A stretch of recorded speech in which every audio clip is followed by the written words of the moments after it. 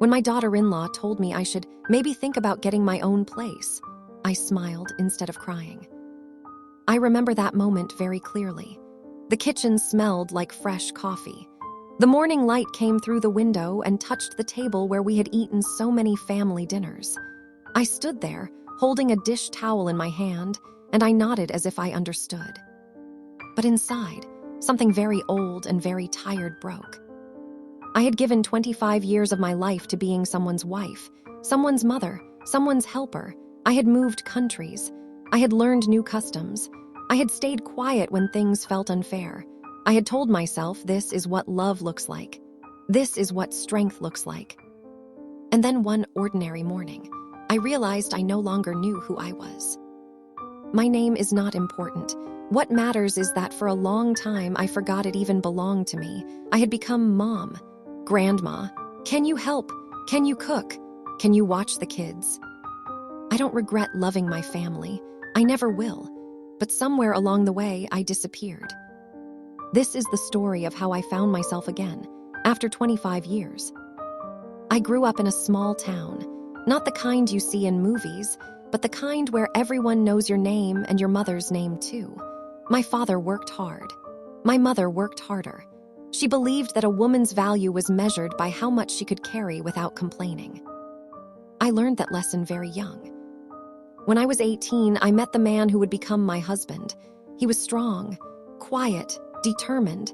He talked about building a future somewhere bigger, somewhere brighter. America felt like a dream to him. I fell in love with his dream before I even understood my own. We married young. We left everything behind. I remember standing in the airport, holding one suitcase, telling myself I was brave. I thought bravery meant not looking back. The first years in America were not easy. We had very little money. I cleaned houses. I worked in a bakery. My husband worked long hours. We were tired, but we were together. And when our son was born, I felt like the richest woman alive. He was beautiful, small, perfect. I promised him I would always be there. And I was. I packed his lunches. I stayed up late helping with homework. I learned recipes from neighbors so he wouldn't feel different from other kids. I went to every school play, every soccer game. Even when I was exhausted, I showed up. I told myself that one day, when he grew up, I would finally think about what I wanted. But one day kept moving further away. When my husband passed away unexpectedly, everything changed. It was sudden, a heart attack, no warning. But before we continue, I want to extend a very special invitation to you. Subscribe the channel and leave a like. This helps me see that you support me and enjoy my stories, and comment down below which city you are watching us from right now. Let's continue. The house felt empty in a way I cannot explain. Even the air felt heavier. But I did not fall apart. I told myself I could not. My son still needed me. He was already grown by then, married, starting his own family. When he asked me to move in with them, I felt grateful.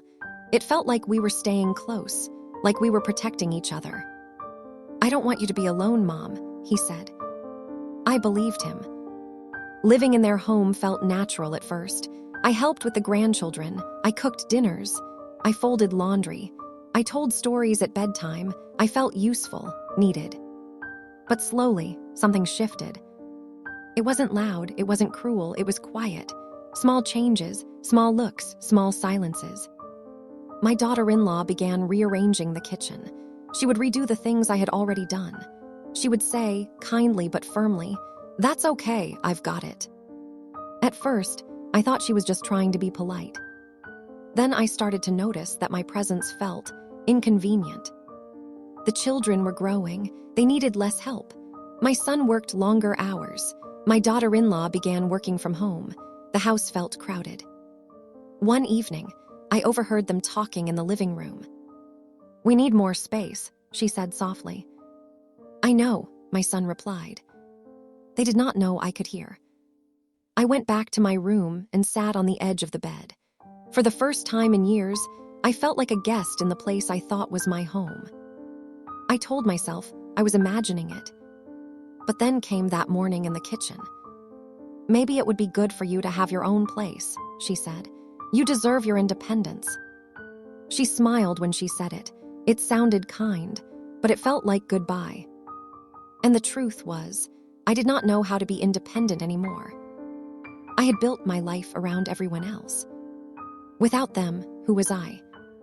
After that conversation, nothing was openly different. No arguments, no raised voices, just a quiet understanding floating in the air. I started noticing things more clearly. When I offered to cook, my daughter-in-law would say, "Oh, we're trying a meal plan now." When I folded laundry, she would gently unfold it and redo it her way. When I tried to help with the grandchildren's homework, they would say, "Grandma, that's not how we do it anymore." Not unkind, just distant. One afternoon, my grandson looked at me and asked, "Grandma, when are you getting your own house?" Children don't mean harm. They simply repeat what they hear. I smiled at him and said, "Soon, sweetheart." That night, I lay awake staring at the ceiling. I realized something painful. For years, I had believed I was holding the family together. But maybe I had only been holding myself in place. I began to think about the woman I used to be, before marriage, before motherhood, before loss. What did I like? What made me laugh? What dreams did I once whisper to myself? I could not remember. And that scared me more than the thought of moving out. One evening, I sat down with my son. "Do you want me to leave?" I asked gently. He looked uncomfortable. He rubbed his hands together like he used to do when he was nervous as a child. "It's not like that, Mom," he said. "We just think maybe it's time for you to live for yourself." Live for myself. The words felt foreign. I nodded. I did not argue. I did not cry. But that night, I packed a small suitcase. Not because they forced me, but because I realized I had been waiting for permission to exist on my own. My new apartment was small, very small, 1 bedroom, a narrow kitchen, a window that faced another building. The first night there, the silence was so loud it felt like a sound. No children laughing, no footsteps, no one calling my name. I sat at the kitchen table and stared at my hands. They looked older than I remembered, thin, tired. For the first time in 25 years, no one needed me to do anything. And that frightened me. The next morning, I woke up early out of habit. I made coffee. I waited for someone to ask for breakfast. No one did. I walked around the apartment slowly. I opened drawers. I touched the empty walls. I realized I had a choice. I could shrink, or I could begin. But I did not know how to begin. So I did something small. I bought a notebook. On the first page, I wrote, "Who am I?" And I stared at that question for a very long time. I stared at that blank notebook page for almost an hour. Who am I? It should have been an easy question. I had lived more than half a century. I had crossed oceans. I had buried a husband. I had raised a son. I had rocked grandchildren to sleep. And still, I did not know how to answer. So I began with something simple. I wrote, "I like quiet mornings." Then I wrote, "I used to love reading books in the park." I paused. That memory surprised me. I had forgotten that girl, the one who carried a book everywhere, the one who dreamed about stories and places far away. I closed my eyes and tried to picture her. She had soft hope in her eyes. She believed life would be kind. I felt tears roll down my face, but I did not wipe them away. I let them fall. They were not angry tears. They were gentle, like rain. That afternoon, I went for a walk. Not because I needed groceries, not because someone asked me to, just because I wanted to move my body. The park near my apartment was small. A few benches, a walking path, children playing in the distance. I sat down and watched the trees move in the wind. For the first time in many years, no one knew where I was. And strangely, that felt peaceful. An older woman sat beside me after a while. She had silver hair pulled back into a neat bun. She smiled at me as if we were already friends. "Beautiful day," she said. "Yes," I replied. We sat in silence for a moment. Then she asked, "Did you just move here?" I nodded. I can always tell, she said softly. New faces carry a certain sadness. I almost laughed. She was right. My name is Margaret, she said. I told her mine. That small introduction felt important. Not grandma, not mom, just my name. We began talking. Nothing dramatic, just simple things. She told me she had been widowed 10 years ago. She told me she learned to paint after her husband passed. Paint? I asked. Yes, she smiled. I always wanted to, but life was busy. After he died, I thought, if not now, when? Her words stayed with me long after we said goodbye. If not now, when? That evening, I looked around my little apartment again. It still felt empty, but maybe it was not empty. Maybe it was waiting. The next week, I signed up for a community center class. It was a writing class for adults, nothing serious, just a small group that met every Wednesday evening. I almost turned around before walking in. What was I doing there? I had not written anything since helping my son with school essays years ago. But I forced myself to sit down. There were about 10 people, different ages, different stories. The teacher, a kind man in his 40s, asked us to introduce ourselves and share why we joined. When it was my turn, my voice trembled. I'm here because I'm trying to remember who I am, I said. The room became very quiet, not in a judgmental way, in a respectful way.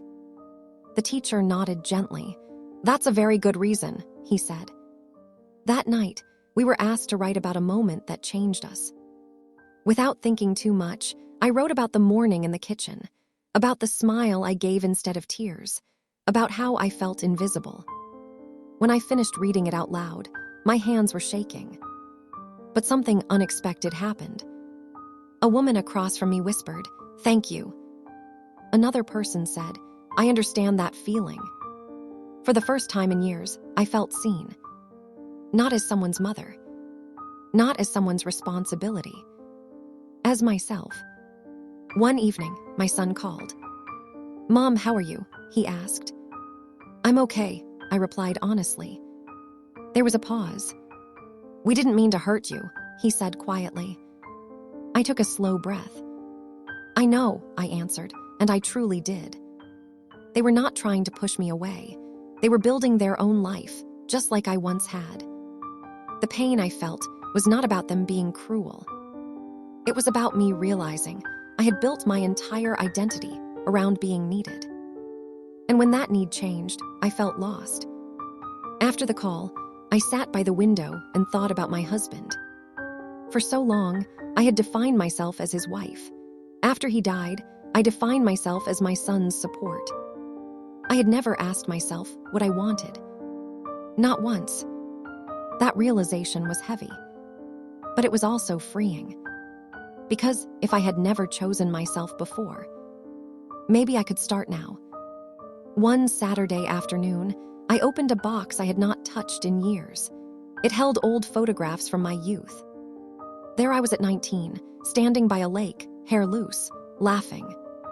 I picked up another picture. I was holding a discus in my hand. I had completely forgotten about that part of my life. In my early 20s, before marriage, I used to practice throwing. It made me feel strong, powerful, like I could shape the air around me. I had given it up when life became busy. I stared at that photograph for a long time. Was that girl still inside me? The next morning, I searched online and found a local recreation field with open hours for community sports practice. I almost closed the page. What would people think? An older woman trying to throw again. But then I remembered Margaret's words. If not now, when? The field was quiet when I arrived. A few young people were practicing track and field in the distance. My hands trembled as I picked up the old practice disc they had available for visitors. It felt heavier than I remembered. For a moment, I felt foolish. But I stepped into position anyway. I took a breath. I turned my body slowly. And I threw. The disc did not go very far. It landed awkwardly on the grass. But I laughed. Not a polite laugh. A real one. For the first time in years, I felt my body move for myself. Not to carry groceries, not to clean, not to help someone else. Just to feel alive. I threw again and again. Each time, it went a little farther. A young woman nearby smiled at me. "Nice throw," she called out. I smiled back. That simple exchange filled my chest with warmth. I drove home that day feeling lighter. Something inside me had shifted. I was not just someone who had been asked to leave. I was someone who still had strength. That night, I wrote in my notebook again. I am someone who can begin again.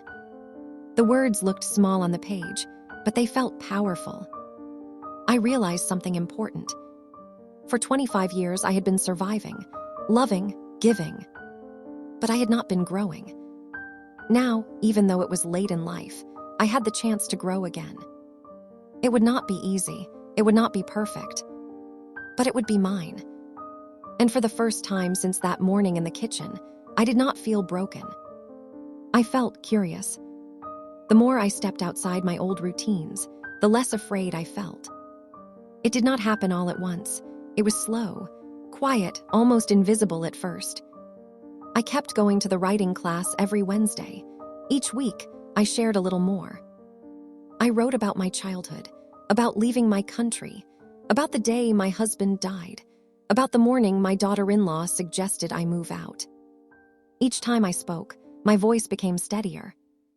One evening, after class, a woman named Clara touched my arm and said, "You have a strong voice. You should keep telling your story." I almost said, "I'm just an old woman." But I stopped myself. Instead, I said, "Thank you." It was a small moment, but I realized something important. I had spent years shrinking my own worth. I had believed my value came from service, from sacrifice. Now, I was beginning to see that my experiences mattered too.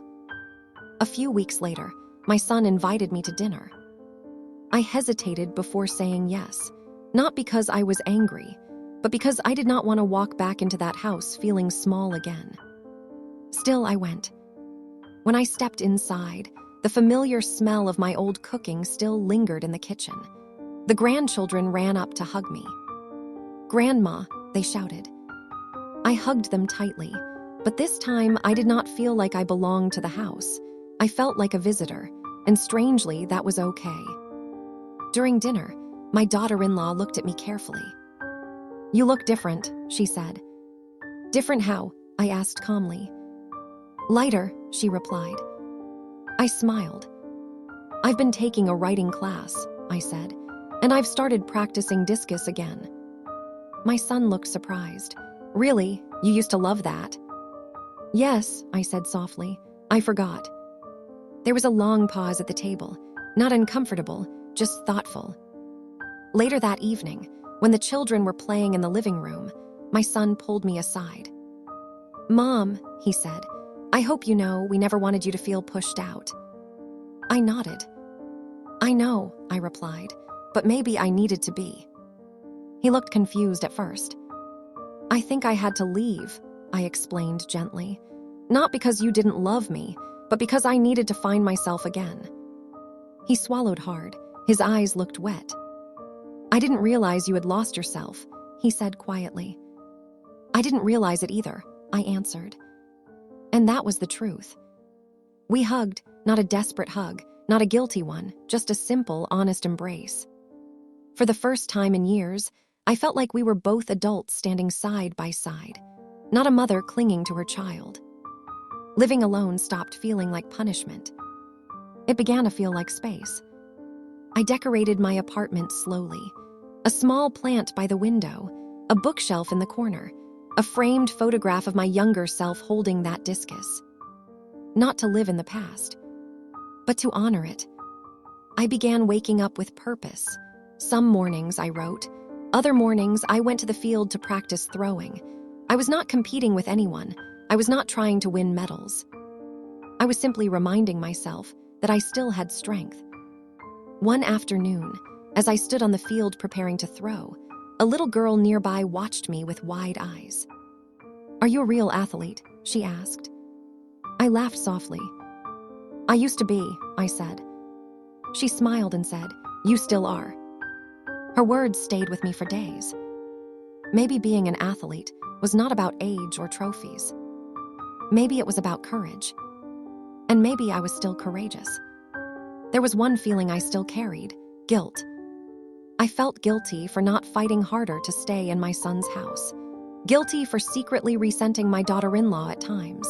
Guilty for needing more than they could give. One night, I sat at my kitchen table and spoke out loud to the empty room. It's okay, I told myself. It sounded strange at first, but I repeated it. It's okay to want your own life. I realized something simple but powerful. Love does not mean losing yourself. Love does not mean shrinking until you disappear. True love allows space, growth, change. And I had finally given that gift to myself. A few months later, my writing teacher approached me after class. We're hosting a small public reading next month, he said. Would you consider sharing your story? My heart raced. In the past, I would have immediately said no. But now I paused. I'll think about it, I said. For days, I went back and forth in my mind. Who would want to hear about a middle-aged woman rediscovering herself? Then I remembered the way the class had gone silent when I first spoke. The way people said, I understand. Maybe my story was not just mine. Maybe there were other women sitting in kitchens, smiling when they wanted to cry. So I said yes. The night of the reading, my hands trembled just like they had the first day of class. I stood behind a small podium. There were about 30 people in folding chairs, some strangers, some classmates. And in the back row, my son. I did not know he was coming. When I saw him, my breath caught, but he gave me a small nod. I began reading. I told them about the airport, about the years of sacrifice, about the kitchen morning, about the notebook, about the first throw on the field. My voice wavered once or twice, but I did not stop. When I finished, there was silence. Then gentle applause. Not loud, not dramatic, but sincere. Afterward, a woman approached me with tears in her eyes. Thank you, she whispered. I needed to hear that. In that moment, I understood something deeply. Finding myself again was not selfish. It was necessary. Because when we heal, we quietly give others permission to heal too. It has been a year since that morning in the kitchen. I still see my son and grandchildren often. We have dinners, we laugh, we celebrate birthdays. But now, when I leave their house, I return to my own home. My own quiet. My own space. And I do not feel empty. I feel whole. Sometimes I sit by the window with my notebook open and think about the woman I was 25 years ago. I do not blame her for giving so much. She was loving. She was strong. But I wish someone had told her one simple thing. You are allowed to exist for yourself too. If you are listening to my story and you feel invisible, I want you to know something. It is never too late. Not too late to begin again. Not too late to remember your name. Not too late to pick up the thing you once loved. Life does not end when others stop needing you. Sometimes, that is when it truly begins. The morning my daughter-in-law told me to leave, I smiled instead of crying. Now I understand why. Because somewhere deep inside, I already knew. I was not being pushed out. I was being set free.